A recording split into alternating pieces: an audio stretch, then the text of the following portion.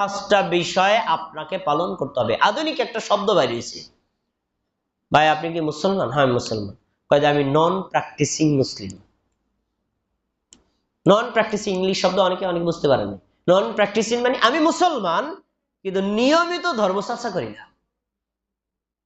আমি মুসলমান নিয়মিত ধর্মচর্চা করি না। শোনেন, যেই লোক একথা বলেছে আমি মুসলিম, I am a Muslim, I am not regularly practising Muslim, একথা যে বললো সে আসলে ইসলামেই বোঝে নাই।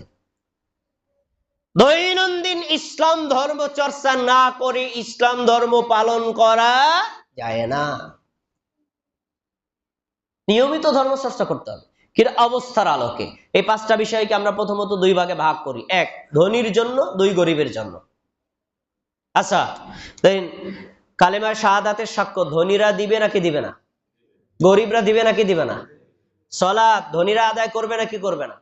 গরিবরা আদায় করবে নাকি করবে না? সিয়াম গরিবরা আদায় করবে নাকি করবে না? ধনীরা আদায় করবে নাকি করবে না? যাকাত, যাকাত শুধু গরিবরা বিশ্বাস করলে হয়ে যাবে, কারণ তার সম্পদ এখন ওই পরিমাণ হয় নাই। হজ ধনীদের জন্য, গরিবদের জন্য না, বিশ্বাস করলে হয়ে যাবে।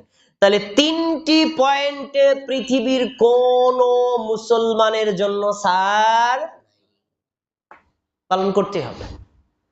আচ্ছা, এই তিনটার মধ্যে আবার দুইটা হলো মৌসুম ভিত্তিক আর একটা হলো একটা হলো মৌসুম ভিত্তিক আর দুইটা হলো নিয়মিত, কন্টিনিউ।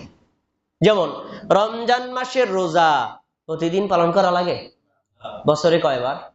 এটা হলো মৌসুম ভিত্তিক, বছরে একবার রমজান মাসে রোজা রাখা হলো ফরজ।